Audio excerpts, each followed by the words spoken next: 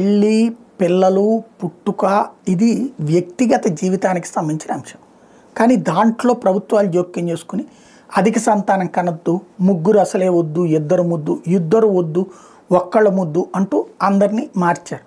ఇప్పుడు చివరికి పిల్లల్ని కనలేని పరిస్థితులకు వచ్చేసిన తర్వాత ఇప్పుడేమో ఎక్కువ మందిని కానండి, 10 మందిని కానండి, 25 మందిని కానండి అని దేశమంతా పెద్ద ఎత్తున మాట్లాడుతున్న మన ఆంధ్రప్రదేశ్లో చంద్రబాబు గారు కూడా చెప్తున్నారు.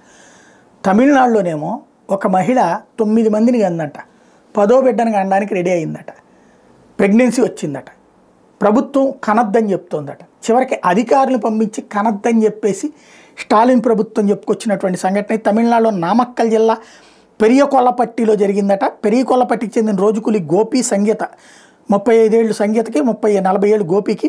వీళ్ళకి 15 ఏళ్ల క్రితం పెళ్ళైంది. వాళ్ళకి 9 మంది సంతానం అంట. వీళ్ళల్లో ఒకళ్ళు మృతి చెందితే మరో చిన్నారిని దత్తతకి ఇచ్చారట.